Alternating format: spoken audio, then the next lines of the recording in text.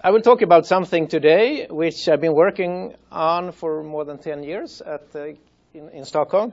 And it's very much inspired, actually, going back to 20 years ago and what was going on here. So what I will talk about here is joint work with several of my current or former students and postdoc.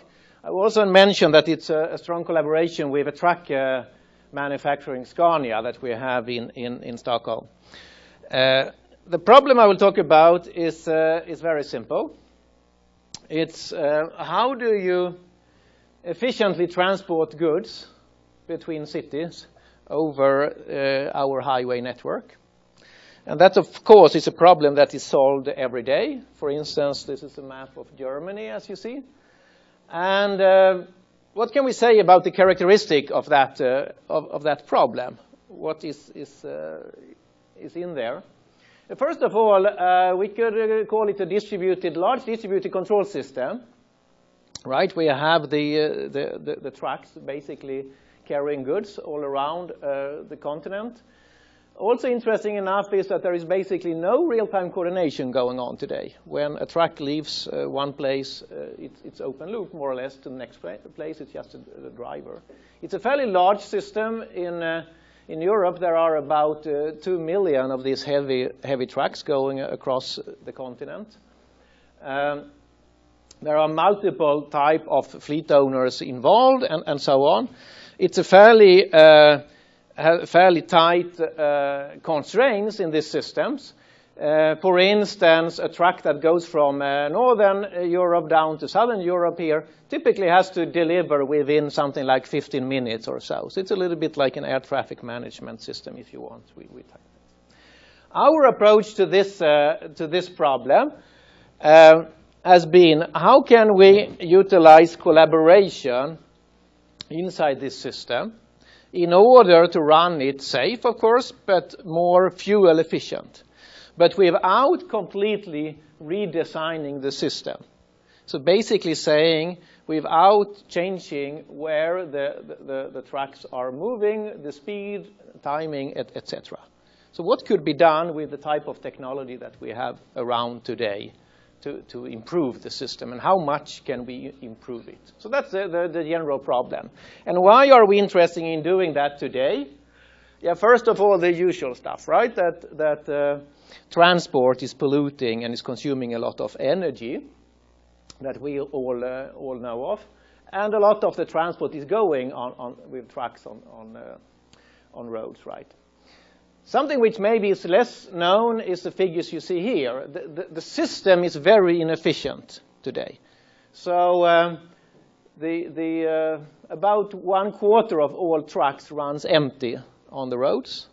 The average load capacity is just slightly above 50%. Also, if you look at what do we spend as a fleet owner, as a truck owner, what do you spend resources on? You see two big pieces. One is fuel, about 1/3, and 1/3 is the driver cost, the salary of the driver, and then 1/3 is the rest. So this suggests that actually if we could do something about fuel consumption and the driver cost, we could benefit quite significantly. And what technology? Yeah, we all know what technology that is today, right? So we have the sensor information systems.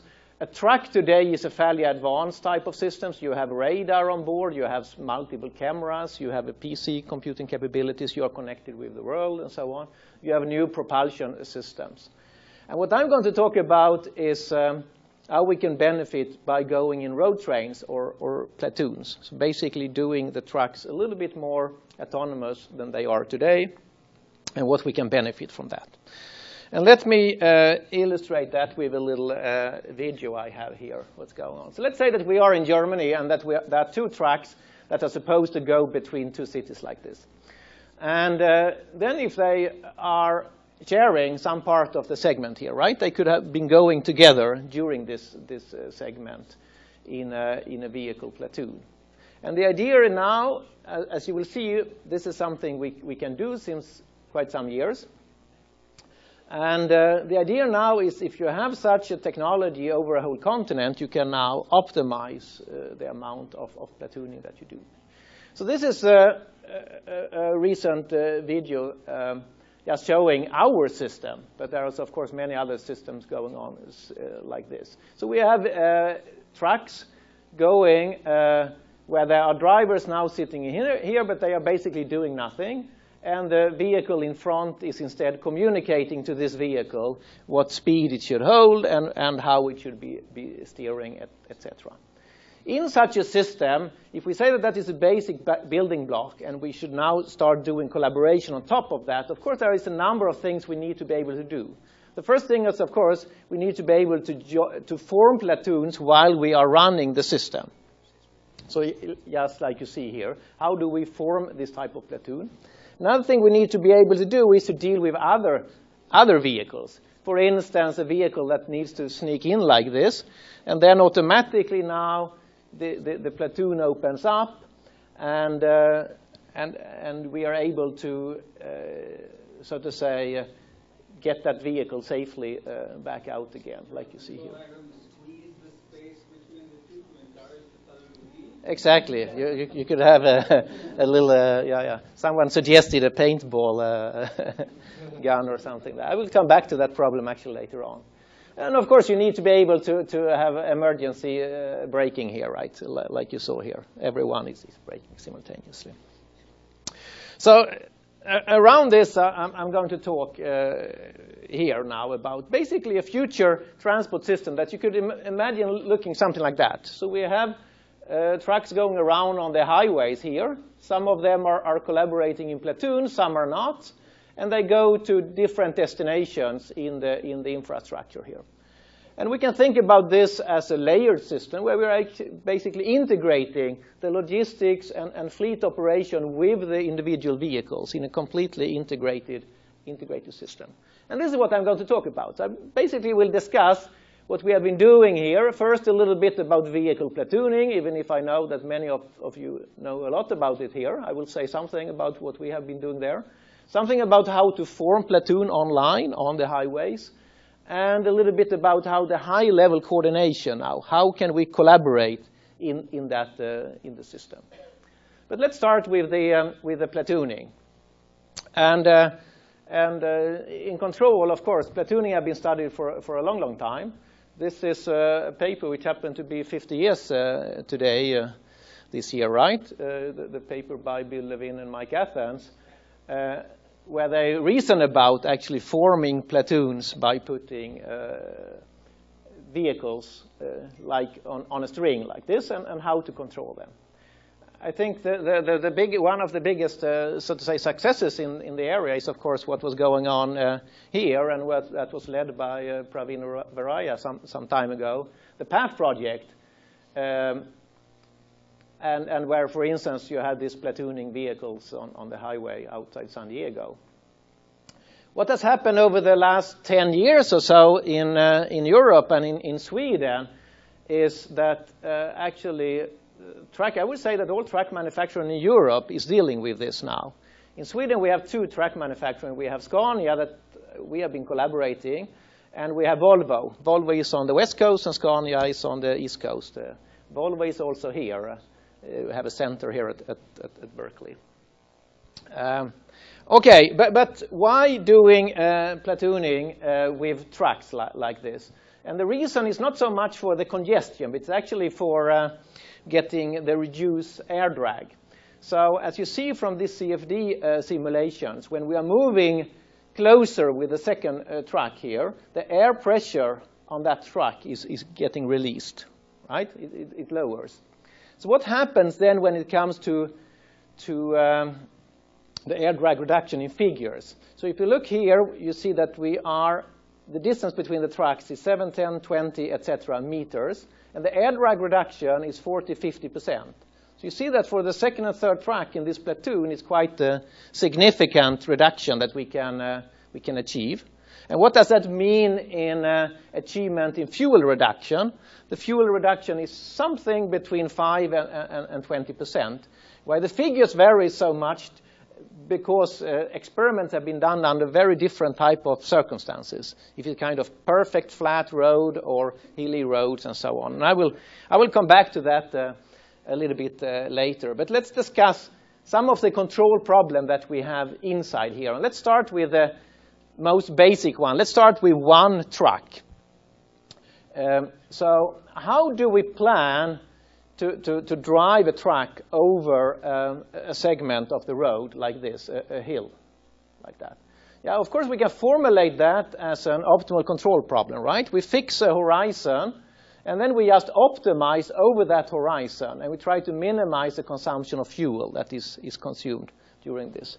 So we just derive now the total fuel consumption for driving the vehicle over this. And that's solve that, given the dynamics that we have. So we have the equation, and this is interesting now for a truck, but not for a car. Namely, if we look on the right-hand side here, if we're driving in normal speed here, the dominating forces acting against us would typically be the rolling resistance and the air drag when we're driving on a flat road. When we are going uphill like this, suddenly the gravity force starts to dominate. So that means that as an optimal control problem, we have a problem where we actually could shift a little bit, basically the charge or the fuel spending over this ride. So if we solve this optimal control problem now, we get something like this. So here is a road altitude, so the hill is going up and going down like that. If we have a light truck, the optimal thing to do is nothing, right? We should just go with constant speed because that is the best thing we can do. If we have a heavier truck, we should instead speed up a little bit before the hill and then let the velocity go down a little bit after the hill. And similar when we are going downhill as well.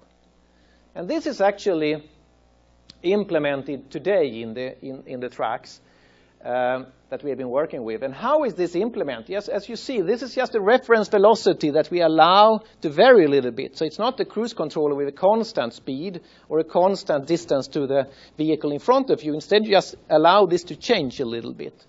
And this is how this is done, right?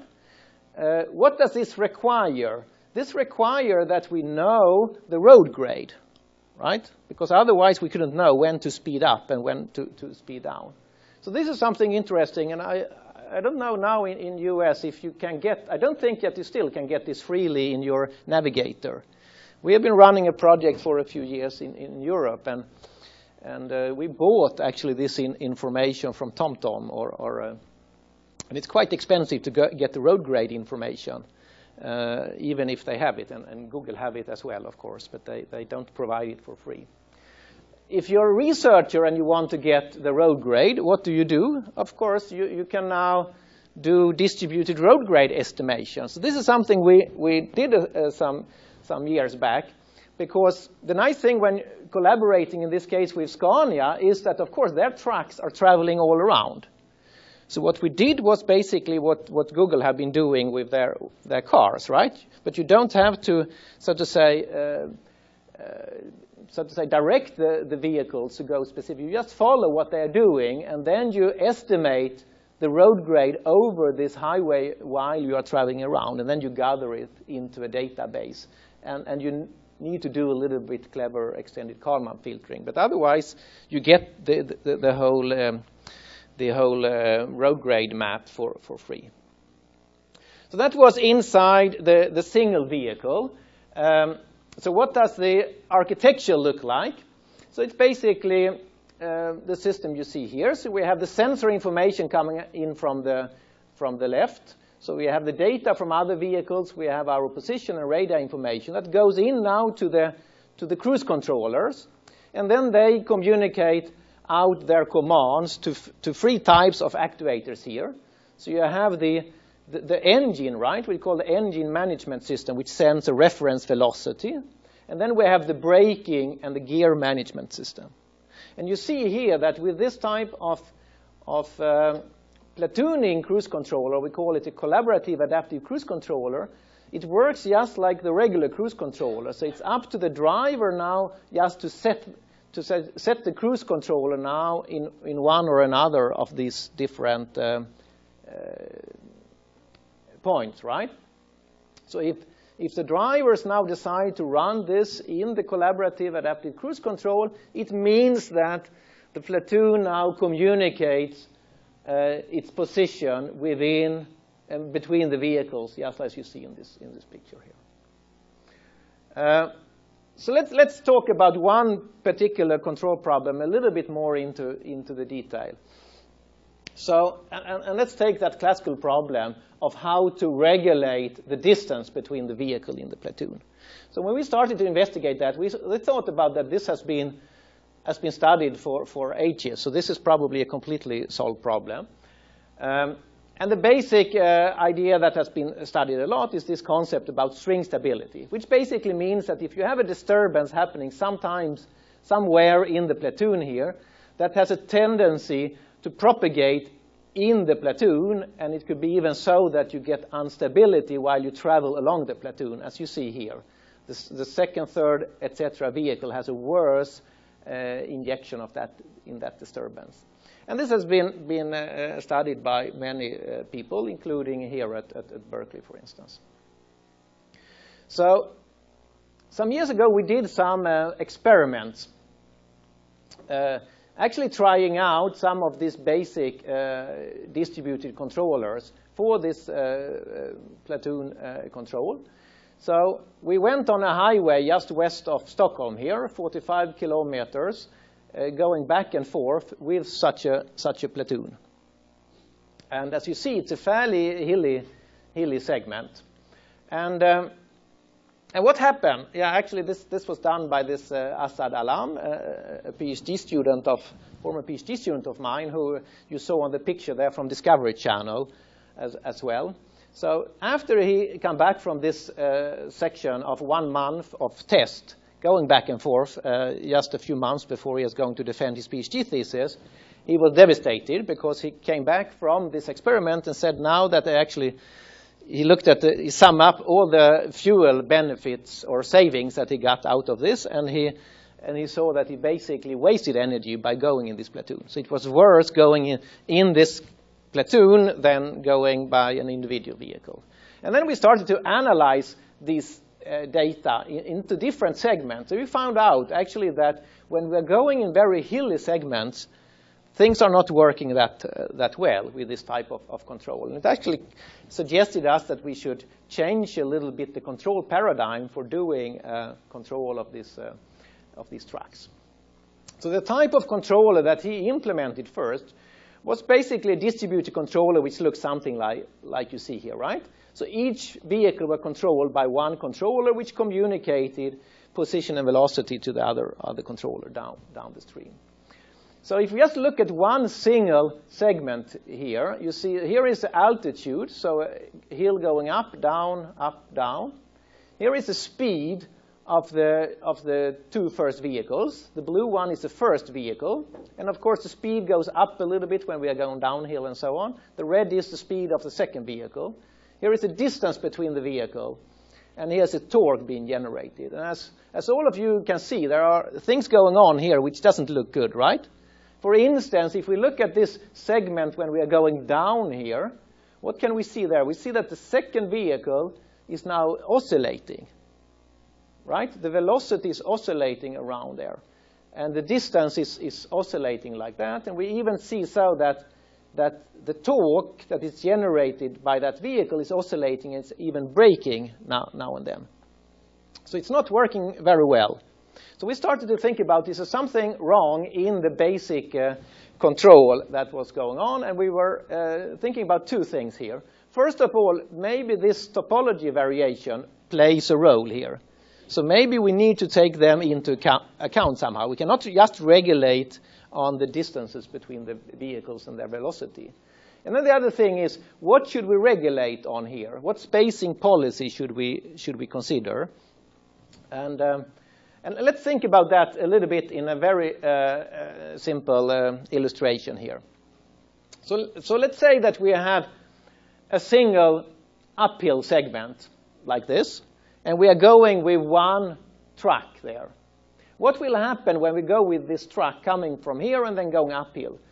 Of course, we will never know exactly when that hill is going up, right? So you can say that the uncertainty in this is going to generate a little disturbance for the velocity.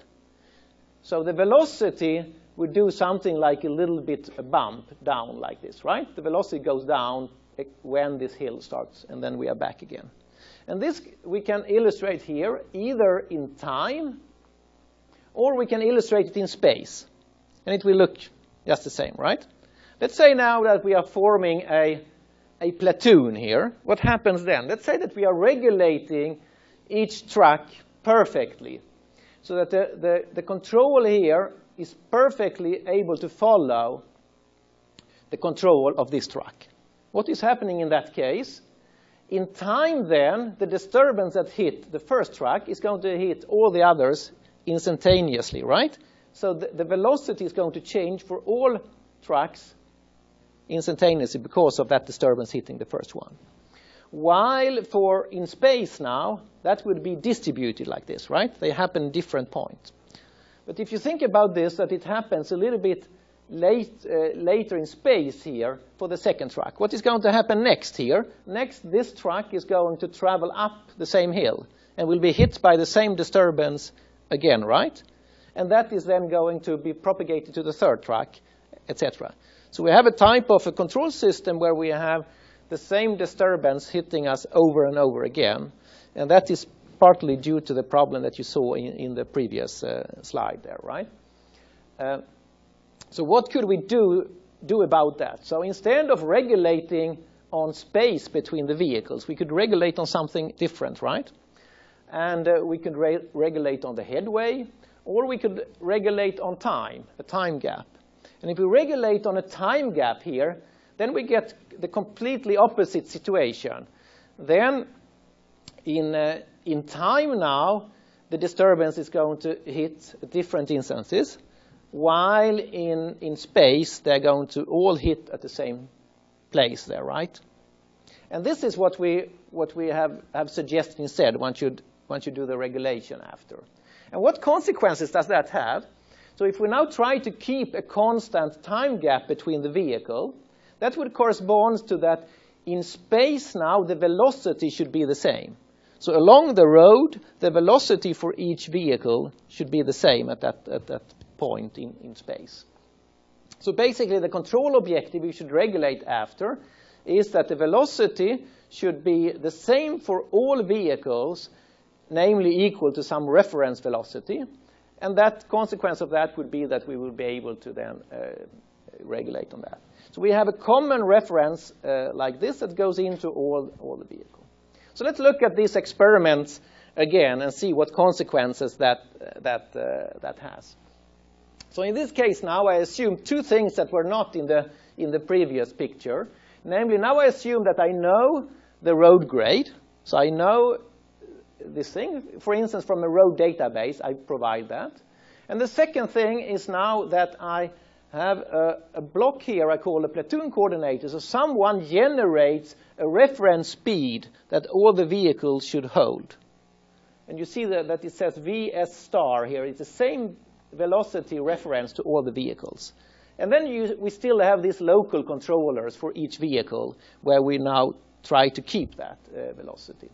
So you see here all the velocities in this case overlap perfectly. So they are changing with all the vehicles. The distances between the vehicle are going to change also now, right? We are not keeping them, we will not keep exactly the same.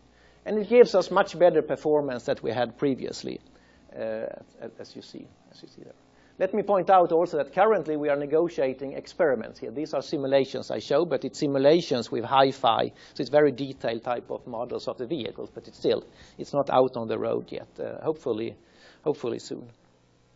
That was something about vehicle platooning. Let's discuss now the next phase. The next phase is how do we go from individual vehicles in this picture to the platoon? How do we do that online? Yes, Mo? Briefly comment on whether you're considering traveling on a single lane and what do you take into account in the vehicle model? So you mean for this particular controller or in general here? Maybe just for this one. Yeah, so if I should be a little bit more detailed here. Actually, what is being run here is that we are running a dynamic program on this level that looks at a horizon about 1 kilometer. So it's very similar to what you saw before when I talk about this receding horizon controller. So we look something like a kilometer ahead and then update this on a time scale of maybe 10, 20 seconds or so.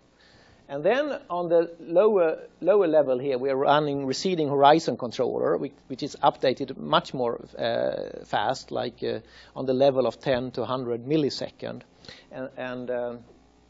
So this is the type of control which is being done down there. And the second question you had was on the lane, you said? Yeah, it's a single lane. So you assume they travel in a single lane? Yeah, exactly. So this is maybe not so well illustrated on this picture here, but the road could not look like here, right? So we are assuming that we are traveling on highways, and there are more than 2 or 3 lanes that you have. So there is room for doing platooning, right? And they're going together in this lane. Yeah, thanks. Let's look a little bit about on the formation here. So the formation is going on the road, and it's been supported by the infrastructure. So the infrastructure here that we are using is the cellular infrastructure. So imagine that you now have the existing cellular infrastructure that can communicate between the vehicle, and then you can do the same type of optimal control computation about what is the optimal reference speed for the individual vehicles there. So for instance, in one instance, you would see here that a vehicle that is catching up now, or for instance, this Platoon is catching up that one, is going a little bit faster than the other one, and then they merge here. But it's very similar concept that you are trying to optimally compute that. So instead of going into detail there, let me show you some more experiments. So this is from last year, where we tested this platoon formation out in real traffic. And we wanted to try to understand, what type of traffic, how heavy traffic would it be possible actually to do this type of formation maneuvers, and also try to understand also how we could do feedback control around these maneuvers. So what you see the movies in here are that we are sitting in the second track, the track that is trying to catch up the first one, trying to form a platoon. We were doing this over a month. It's 600 test runs. It's basically 10-15 kilometer stretch here just south of Stockholm, going back and forth, back and forth. In the infrastructure there, we have measurement units. We have 75 of these measurement units that measures the flow of the traffic in the different instances. And we synchronize this with the travel of the tracks here. And what can we get out of that? So that one thing we get out of that is that we can now plot the so-called fundamental diagram of the traffic flow that we have. So what you see on the x-axis here is the traffic density along that road stretch, and we have the traffic flow that we get. And we get what we expect, right? So we have something almost like a linear dependency as long as the traffic density is relatively small. When the traffic density goes up, all kind of things could happen, right? But this is a regime now which would be interesting to consider. And for that, we can consider various problems. For instance, we can consider now trying to predict when we will be able to actually merge the platoon, and how much is the traffic influencing us, and how can we influence that set speed that I talked about recently. And there is also other things that happens, and this is for you, Kameshwar, then. So this is the persistent driver phenomena. So this happens quite a few times during this experiment, that there is a car here that doesn't want to leave, even if the trucks, as you see, are driving typically at something like 80, 85, so they're driving slower than the rest of the traffic. In this case, sorry? Yeah. Yeah, he was maybe there. Yeah. So we don't know what to do about this problem, but it's just an illustration of some things can happen that you don't that is not so easy to predict. Let's talk now the last few minutes on the last level here, the top level, the coordination. And so the coordination, what I mean by that is basically the fleet management. So imagine now that we say that we can solve these things on the lower level that I showed you. What should you do on the higher level? So how should different fleet owners coordinate their transport mission? So imagine that you now have a number of trucks traveling from their source to their destination. And we know their route, because it's basically the shortest route, which is always the most efficient one. And then, given that now, what we can do is that we could try to schedule the other potential collaborators during this route. And what we would like to understand is two things here. How much do I need to delay or change the velocity for each vehicle in such a scenario? And how much could I benefit? I mean, so is the benefit I get out of this, is this sufficient or not, right? Is there some gain? So of course this has to do with the number of vehicles that we have in this system. So let's look at just some numerical evaluation before we look at some real data here. So imagine that we randomly generate transport assignment in Germany, and we do that in a natural way. We namely base it on a population map. So we say that the amount of transport missions here depends on the amount of people living in different areas. And then we look at the number of transport assignment, basically the number of trucks which are out on the road. And then we check how much of this type of collaboration can happen. And that, of course, depends on the graph, depends on the road network, and it depends on the number of vehicles. And what you see here now is basically the relative fuel saving, and it saturates at 10% in this case. And what is interesting here is to see that already when there is just a few thousand of this, there is a significant benefit. And there is a benefit then of actually doing that type of coordination that I talked about, this optimization, instead of just spontaneous type of platooning. What we also see here, or we can extrapolate here, is that at some point when there are sufficiently many trucks around, spontaneous platooning will be good enough. We don't actually need to do any coordination. There is a break-even point. The third thing we can notice is that this number here, a few thousand, I said that there was 400,000 in Germany. So this number is a relatively small number, right, compared to the number of trucks that are out there. And we can also see what sizes of platoons and so on that we're going to evolve here. So let's compare that now with reality. So here I have a segment, 700 kilometers times 700 kilometers. And every dot here represents a truck. And the system that we have been working with, the fleet management system here of Scania, samples the truck position, velocity, and many other data every 10th minute.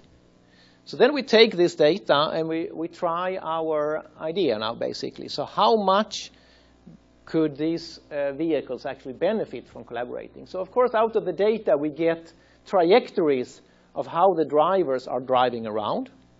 And out of these trajectories now, we can just look in the neighborhood of a vehicle. Are there anyone around there, or am I alone? So we look at this real data, and we check that. And what do we find? So the first thing we can consider is what we call here spontaneous platooning. So how many of these vehicles have some other vehicles within 100 meters? 100 meter means that you would benefit from platooning. And as you see from this picture, you see the red spot here means that is the case, that you have someone in your neighborhood. And there are not so many. So the question now is if we instead now allow some to increase or decrease their velocity, or we change their departure time, what would happen in this case? And in this illustration here, I allow a change now of a scheduling of plus minus 15 minutes. And for those of you who sit close here or are good eyes, you see that now most of these roads are green now. They're not yellow any longer. So basically most of the roads, there are platooning going on instead.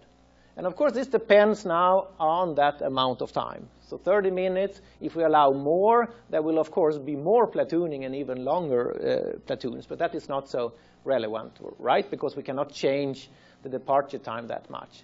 But the interesting thing here, the conclusion here is that already with very small changes of the timing, we have significant amount of platooning. So that we can basically draw two conclusions from this data.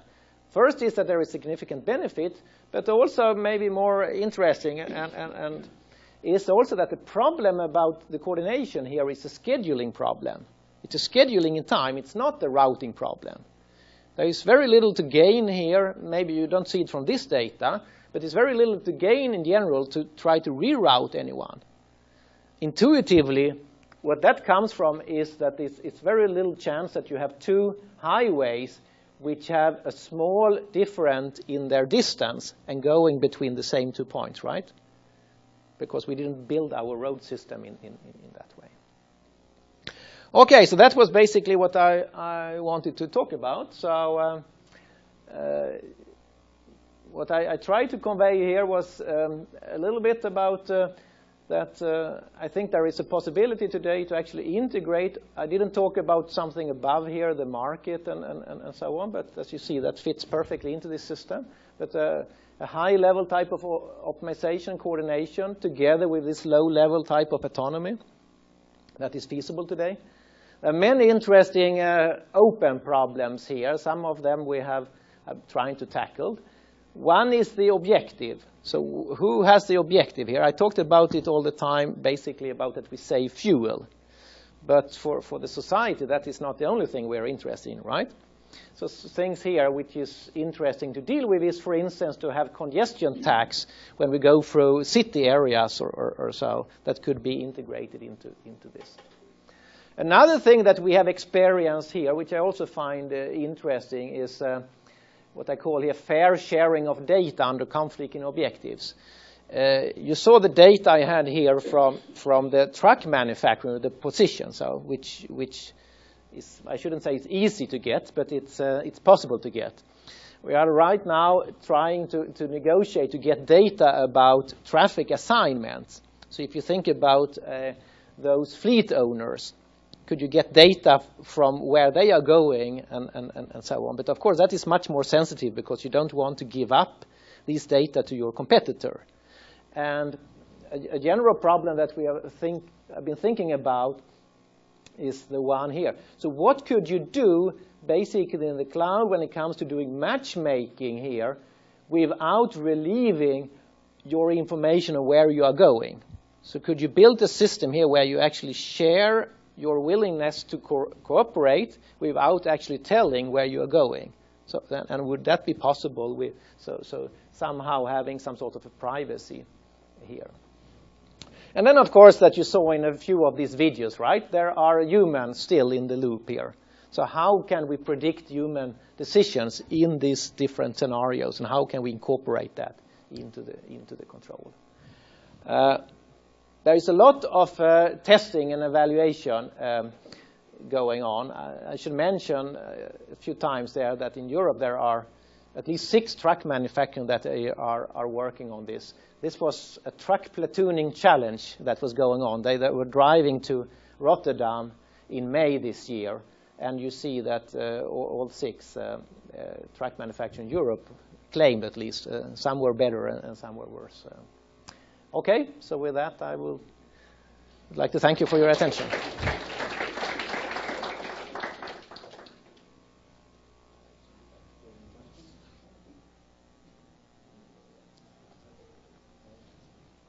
Yeah. In the middle section part of your talk, I saw some videos where the trucks were trying to or in a low traffic case at least, they would pass a car, I guess, Mm-hmm. and then they would join behind to form platoon.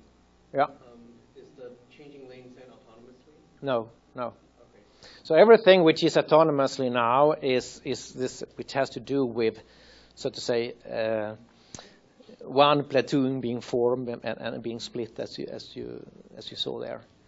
And yeah, one can think about, you know, what type of maneuver that you would like to do autonomously when you're actually changing lanes. And so, but I think there are already in that first problem enough challenges that we need to be able to deal with. So yeah, but that's a good point.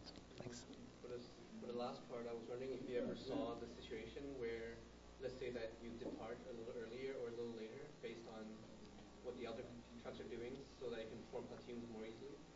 Do you ever find that if you departed later or something, because of different traffic conditions, you end up not actually benefiting because something unexpected happens, you didn't get to join up? That's an excellent comment. So something which is a true, I mean, it's a nice problem to consider here is, you know, planning under the uncertainty. Because when I talked about the coordination here, I didn't say that actually in the next hour, it's more certain that I know the condition and who I might be able to collaborate with more than I would know the next 10 hours, right? And I think that in general is an interesting problem trying to understand how we should deal with. And now, as you know, with the navigators and so on, we get very bad predictions if we look into the future. What would the traffic situation be 2 hours from now if I'm going south here on 101 or something like that, right? And this is a little bit a similar problem, but you could say also that without being able to plan for the traffic, you still want to be able to plan for your collaboration. And that could be more certain, but you still would like to take that into account in the planning. Yes? Yeah, Ken? Great talk. I'm curious in terms of the coordinating, because you talk about the start time, adjusting that. It seems like velocity is another clear one, right? You can, in an open road, it's probably easy to slow down if you want to catch up time here, right? Or you could coordinate with that. So I'm curious to what you could use that. The second one is incentives, because right now you're modeling all trucks are cooperating, but I presume that they're not all part of the same family group. So is there a way that trucks could do as bicyclists do? They kind of take turns drafting each other. Yeah.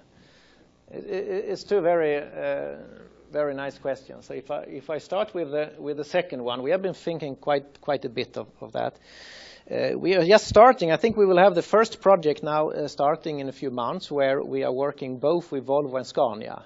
I don't think there exists anywhere that people have been doing really collaboration across different truck manufacturers, because as you can imagine, you really need to be able to do that in order to have a system which is working out there. Every fleet owner have multiple manufacturers because they don't want to have just one brand.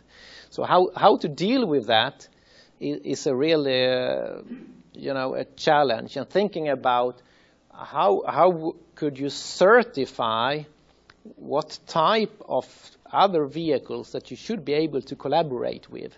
I mean, just that is a challenge which is fairly, not really considered. And you see in these pictures, there is a Mercedes there, I think, somewhere. But otherwise, all my trucks looks more or less the same, right?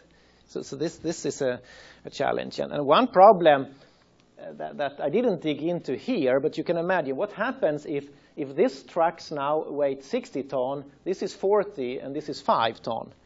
What order should they be going in? And should I try to control that order? And should I do, like you said, should I now try to swap order now and then here? And if we are driving on our Swedish highways, I don't think that you should try to swap because it becomes a mess, right? And you know when you have another truck which is taking over, it's fairly difficult.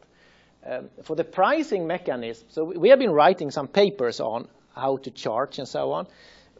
It comes in a lot of different, when you talk with the drivers or fleet owners, how they want to see it is a different story. But of course you can imagine here that you subscribe to a service and that you pay a little bit if you are behind here. And if you are behind here, maybe the truck driver could do something different when they're in a platoon, while maybe the first one needs to be alert.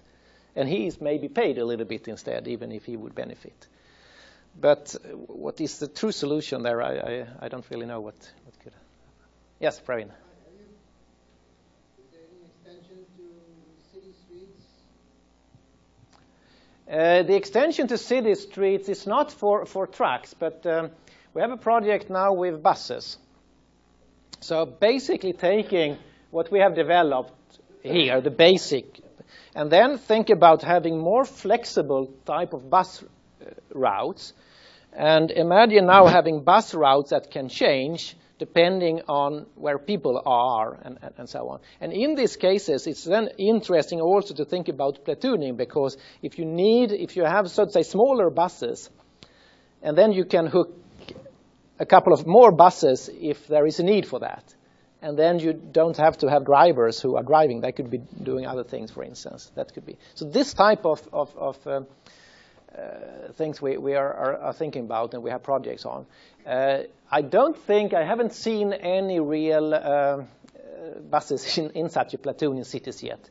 We run a demo in Stockholm in the spring where we have these small mini buses with just 6 passengers or so that was completely autonomous that we were running in a city area, just basically testing out what people would think about that and so.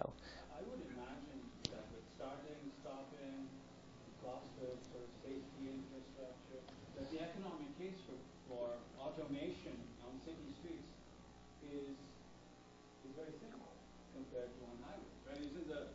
What is the Pittsburgh company going after Coors and delivering this together? Abandoning sort of just going for highway auto. Yeah. Sorry, I didn't get your comment. You think that is? I would think that the economic case for within city autonomous driving Yeah. is tenuous. Yeah. So there was an interesting study. I didn't talk about it, but I had it on a slide here. So there is this the guy from Cisco, Andreas May here. Unfortunately, this report he wrote is not public. But he basically looked at a different type of autonomy that we are bringing into vehicles now and on the whole level of the transport system. What does that contribute economically? So basically creating a huge Excel sheet, right? And one of the conclusions that he draws is that one should really focus first from a society viewpoint on trucks. Goods, there is a much better, so to say, societal payback. It's an easier problem, and it's also, you can put more resources and get, a truck is, of course, is going 24/7. A car is going 1 hour a day, and so on. Include the cost of social unrest as people lose their jobs and decide to go in a different way? No, you will not lose any jobs here, right? You will be doing, the drivers would be doing more creative type of jobs, of course. Now, that is actually, we had such a study also that we did with the truck, with the drivers here. And when I started to work on that, of course, I've been running in a few of these trucks, and it's fairly scary when you go close to another truck. So I thought, you put this technology in the hand of the drivers that they would be scared. But that was not a problem at all. But your comment there, Kameshwar, is right. They worried about, of course, not maybe their individual, their personal jobs, but so to say the profession. Yes. Am I now contributing to that, the profession of being a truck driver? Another very interesting thing that we discovered there with the interviews was that, truck drivers, some of them have actually worked on the factory floor for maybe 20 years, and they didn't want to have a boss that are telling them what to do. And so they want to be out on the highway driving on their own and so on, right? And now someone comes with a technology that they're supposed to work together and actually take breaks together with the other drivers and so on. And that creates some social aspects of this. Yes? One of your points related to human decisions. Yeah. Human decisions. Yeah. Yeah. With respect to that, who are the constituencies here on the social road, so to speak? Imagine platooning drivers, non-platoon participants, local trucking, and single vehicle, as well as highway police. Mm-hmm. and each might have a particular point of view on this. Yeah, yeah. So how will the non-participating constituencies having questions about safety? Yeah. Do you have an idea of what that landscape is? Yeah, some aspect of it. I mean, one thing is that this is very different depending on where you are in the world. So some of the result I've been showing here has been done in a European project that we just finished now, where we have partners from Sweden, from Germany, from Spain, and the Netherlands, and even in Europe, the laws are quite different. The regulations for doing something like this is quite different. For instance, in Sweden, there is no law which says what distance you can keep between vehicles. Instead, it's up to the individual police to say if you're driving safe or not. So it's basically a matter now of communicating this to the police, and this was partly done, actually, having a process of discussing this. While in other countries, like in Germany, for instance, they have a minimum distance that you need to keep. Then if you move, so to say, to other aspects of this, if you say, what do these drivers here think about the platoon? I mean, if you start having more platoons, you maybe get the feeling that as a car driver, that there are more trucks out there, and you maybe, feel like the road is more congested and something like that. Yeah, exactly. So this thing about, on-ramp and off-ramp, I mean, this is handled within the system. Of course, you need now to have a system which is able to open up when there are on and off ramps and so on. And also a link to that, which is maybe an extension of your question, is should these trains now only be going on regular roads, or should they be going on dedicated roads? So in Sweden, for instance, you saw this electric road, as I showed you, which is a test road now, so that's being built just for demonstration purposes, basically. But you can imagine that when you build this type of extra infrastructure, that you could actually utilize this type of technology, and maybe that's where we will see it first. Also, in northern Sweden, we don't have so many people living, and we have mining and so on. There, you could see that it's easier to implement something like this. Or if you go in Australia or something like that, you could see that. But there is tons of this type of issues that needs to be addressed, and some of them are addressed. Some of them, at least in Sweden, are addressed somehow simultaneously as the concept of self-driving cars. So we are thinking about autonomy in transport as some sort of a joint concept, right? In the discussion with politicians and lawmakers and so on. Thanks. Yes. These trucks in the platoon are moving more slowly than the rest of the traffic. Yeah. So there's some concern that they can cause some level of congestion in the traffic behind them. Mm-hmm. That sort of offsets the fuel benefits. And they will in what sense do you mean? So you're driving behind them and you want to get off on an exit. Yeah. Now you have to slow down to the speed of the trucks to take the exit, and so you can get a long chain of slow-moving cars behind them that are trying to take the exit. Oh, you mean that you would that you would have that it would affect the regular cars? Aha. But why would that be worse in this case if you were doing the platooning than otherwise? Well, if there was an extremely long platoon, it'd be hard to get around it. Oh, I see. Yeah. Okay. Yeah. That's right. I mean, talking about the length of platoon here, I mean, we are probably talking about something like 3, 4, 5, 6. I mean, we are not talking about 25 trucks or something like that, right? I thought there is an interesting research problem here, which is more traffic analysis, because you see that when we have trucks moving like this, they of course change the dynamics of the highway, right? Because now suddenly, if they are being controlled, the highway is suddenly only 2 lanes. And this we can analyze, and of course you can analyze the consequences of the type of control you are doing with this truck and how that affect. Another effect that you can study a little bit is, if you have heavy traffic here, and then they are squeezing in this car, it's becoming tough now for that car to get out, which is not the same as I said here, because this car can get out, right? But it could be so that you force other cars to you know, to behave in certain ways that is not you don't want to. And in general, this is a challenge. You know, how do you communicate that you have controlled autonomous vehicles on the road? There is a big test that you might have heard of in Gothenburg in Sweden starting next year. There will be 100 Volvo cars driving autonomously in a project called Drive Me. And they had some discussion if there should be signs on the cars that they were autonomous. But they decided in the end that they will not have that, exactly for that reason, that you don't, maybe other cars will behave more differently, so to say, if they know that they're an autonomous car. And that could be similar in this kind of instances, right? If you see that there is a large platoon and you get mad about all these platooning trucks, right? Maybe you have consequences you don't want to. Well, if you have any more questions, I'd like to speak offline, but let's thank the speaker again. Okay, thank you. Thanks everyone.